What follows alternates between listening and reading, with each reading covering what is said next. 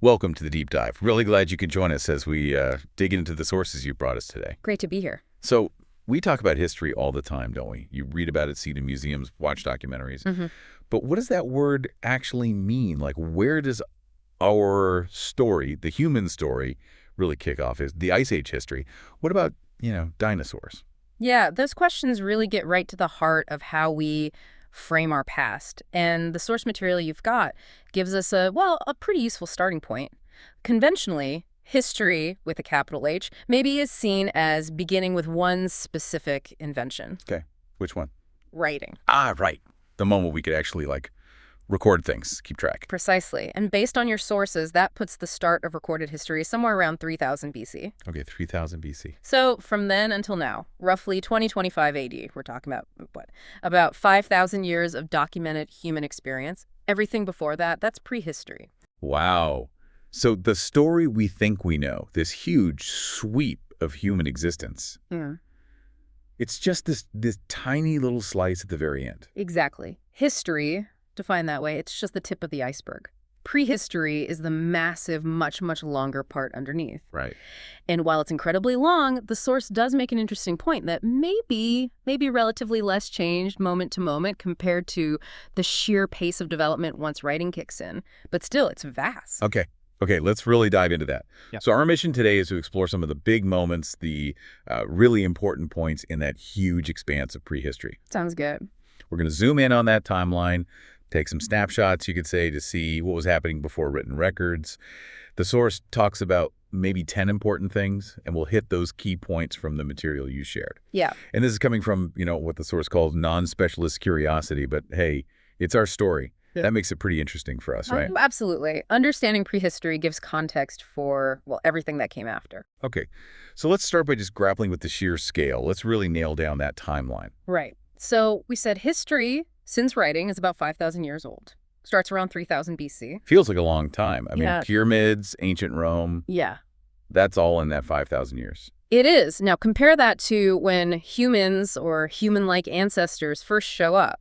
According to the source, you could push that back to maybe 2.5 million years ago with the genus Homo. 2.5 million. Or if you're talking specifically about Homo sapiens, our species, maybe more like 300,000 years ago. Still a huge difference. Millions versus 5,000. That really puts things in perspective. It does. And the source has this fantastic analogy. Imagine the entire history of human presence, let's use the long one, 2.5 million years, squeezed into just one 24-hour day. Okay, a 24-hour human history clock. Got it. On that scale, this entire period of recorded history, writing, empires, the internet, everything, it only occupies the very, very end, less than the last half hour of that entire day. Wow.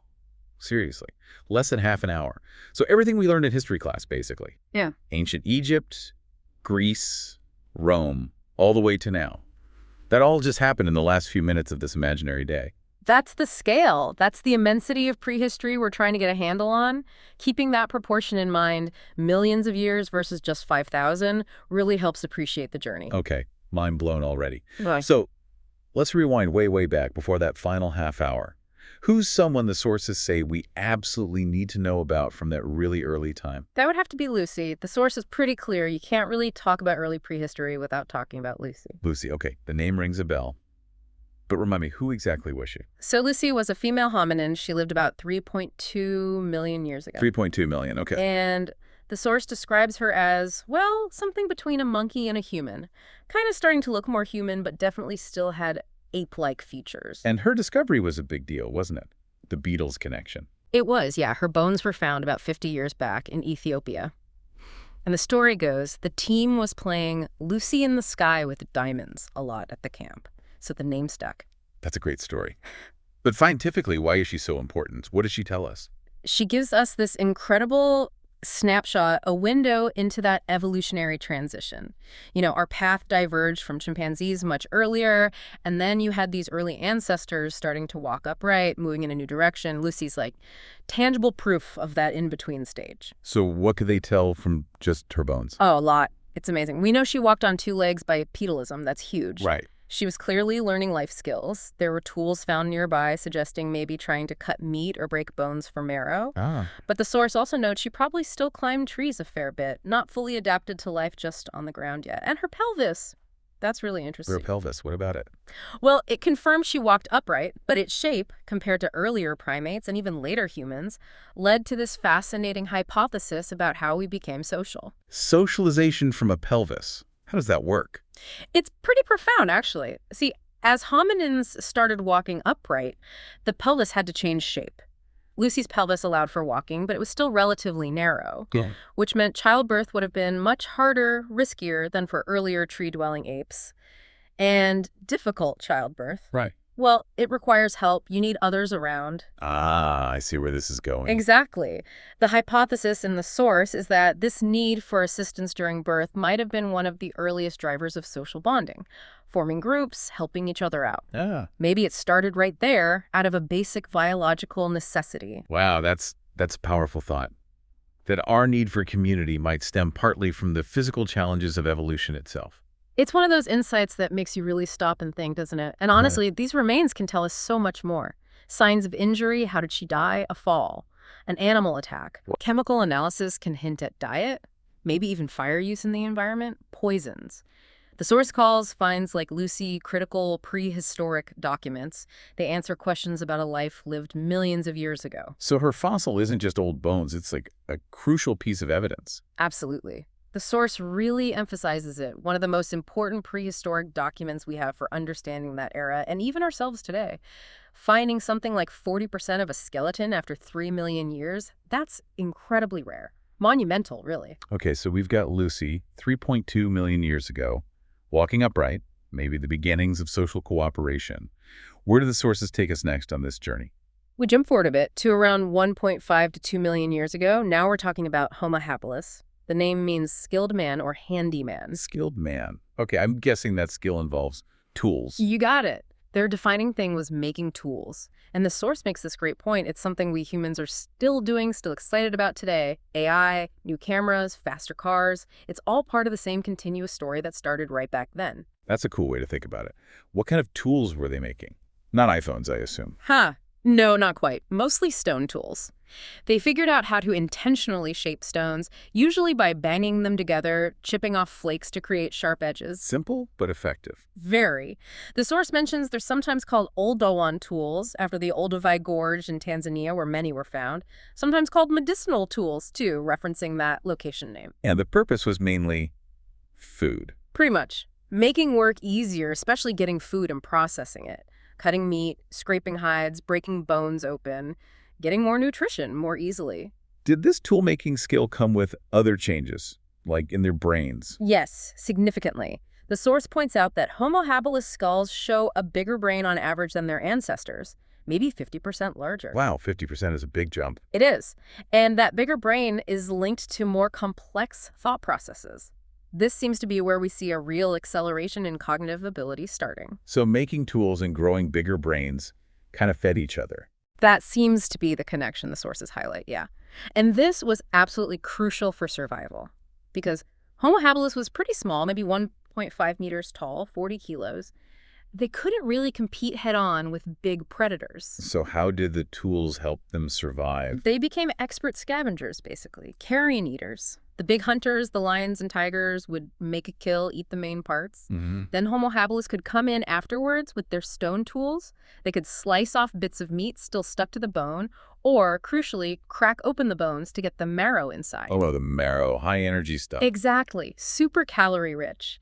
The source has this great phrase. It was like taking a bite of food from the mouth of a lion, accessing resources others couldn't get to. That's a powerful image, using ingenuity, technology, even simple stone tech to find a way. It is. And you can see that fundamental idea like the source suggests, even comparing their simple stone chopper to, say, a modern kitchen knife or even a complex machine. The tech is worlds apart, but the basic impulse, make a tool to do a job better, it's the same. It really does make you think of that scene in Kubrick's 2001. Yeah. The bone flying up and turning into a spaceship. Exactly. That's the perfect analogy the source brings up, too. It captures that continuity, that jump across vast time, but linked by the same fundamental human drive to create and use tools.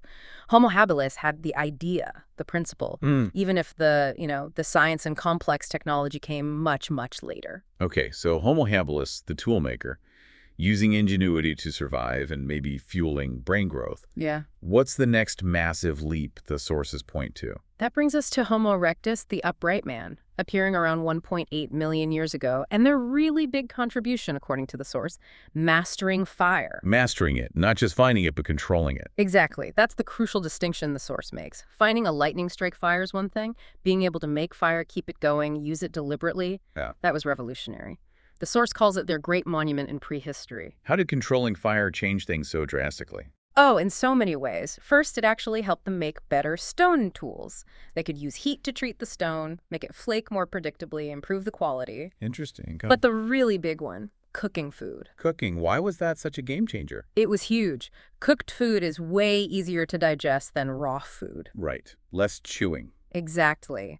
The source notes it digested faster, freeing up time and energy from just constantly chewing tough, raw stuff.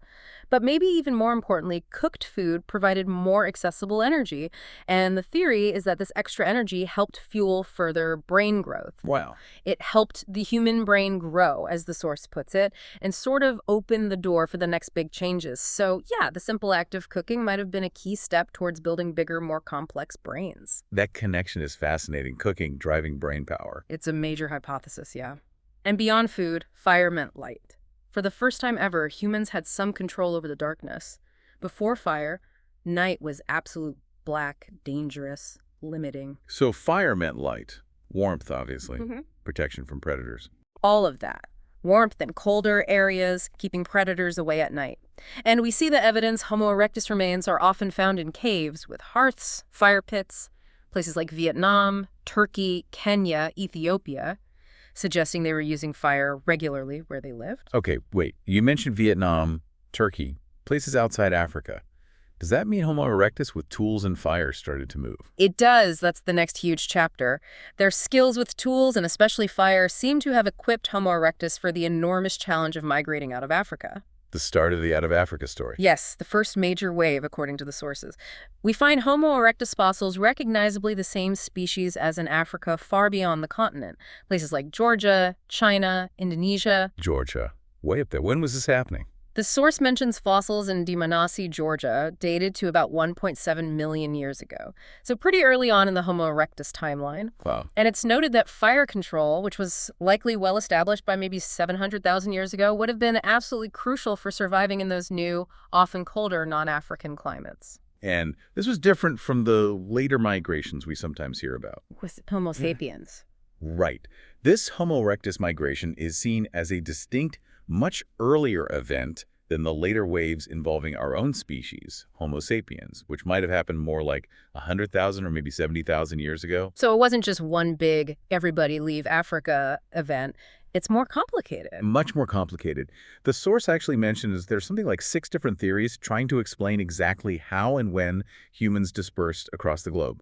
You've got the out of Africa model, often suggesting 2 main ways. Okay. But also things like a hybrid model, suggesting more intermingling, and even theories focusing on a single female ancestor, a sort of mitochondrial Eve, maybe 150,000 years ago back in Africa. It's complex. So why did they leave Africa in the first place? What pushed them out? The sources suggest the main drivers were probably resource-based. Maybe local populations grew too large for the available food. Great pressure on resources. Or changing climate conditions, making some areas less habitable, pushing groups to look for better environments elsewhere. So basically following the food, looking for better prospects. Sounds familiar. It's pretty fundamental, isn't it? The source frames it almost like animal behavior seeking new territory, better resources, moving in groups for safety and efficiency. And the sources mentioned this connects to places closer to us, too, like migration routes. Yeah, it mentions potential routes crossing the Uranian Plateau, for example. And ongoing research right here in places like the Zagros Mountains, uncovering caves with evidence of Neanderthals, early Homo sapiens. It shows how this huge global story has local connections everywhere. Right. But the key thing is, Homo erectus took those skills, they developed tools, fire, and used them to survive and adapt as they moved into entirely new parts of the world. Okay, so they spread out, adapted to new places. No. Then the planet threw another massive challenge at them, right? The Ice Age. Exactly. Although the source is careful to point out there wasn't just one ice age. There are about 5 major ones. But we're usually talking about the last big one, the Quaternary glaciation. That lasted roughly from about 100,000 years ago down to maybe 10,000 years What ago. was the world like then? Just ice everywhere? In many places, yeah. Huge ice sheets covered vast areas. It made growing plants and trees really difficult in those regions. A very different, sensitive kind of ecosystem. Very harsh. So how did humans, now mostly Homo sapiens, I guess, cope with that? Well, Homo sapiens already had the toolkit inherited from their ancestors' sophisticated tools, fire control, but they really improved the system, as the source puts it. They developed much better clothing, essential for surviving the cold. Makes sense. They crafted more specialized tools, better solutions for hunting the large animals that thrived during the Ice Age, like mammoths and woolly rhinos. It was adaptation on overdrive to survive that very long winter. So the cold actually pushed innovation. It seems so. Necessity is the mother of invention, right? But the Ice Age also created some, well, unexpected opportunities. Opportunities. In an ice age. Yeah, because so much water was locked up in those massive ice sheets, sea levels were much, much lower. And in some places, this created land bridges, or maybe ice bridges, connecting land masses that are separated by water today. Ah, opening up new routes for travel. Exactly. That's thought to be how humans first crossed from Siberia into Alaska, for instance. Following herds of animals across the Bering Land Bridge, which is now underwater, that's how the Americas were populated. It's hard to even picture a world like that. Can the sources give us a snapshot, say, 20,000 years ago near the peak of the last ice age? Yeah, the source paints quite a picture.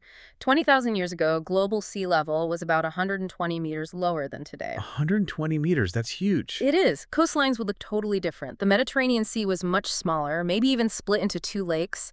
Many islands we know today, like Britain or islands in Southeast Asia, were connected to the mainland. Wow, so you could just walk places you'd need a boat for now. Pretty much.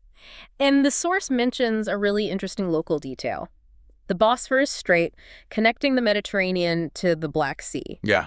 It was probably dry land back then, which meant the Black Sea was cut off, a giant freshwater lake much smaller than it is today. A freshwater Black Sea, that's wild. It is. And then as the ice melted and sea levels shot up around 7,600 years ago, the Mediterranean waters eventually broke through the Bosphorus. Causing a massive flood. Catastrophic flood, yeah. Pouring into the Black Sea basin, turning it salty, rapidly expanding its size. The source even speculates this dramatic real event might be one origin for ancient flood myths found in many cultures, possibly including the story of Noah's Ark. That's incredible. A direct link between geology, prehistory, and maybe even later mythology. Okay, so we survived the ice ages, saw these massive environmental shifts. What happened when things finally started warming up again around 10,000 years ago? Well, that warming trend, the end of the last major glacial period, marks another fundamental shift in the human story. After hundreds of thousands, even millions of years of movement, migration, following herds, humans started to do something different. They began to settle down.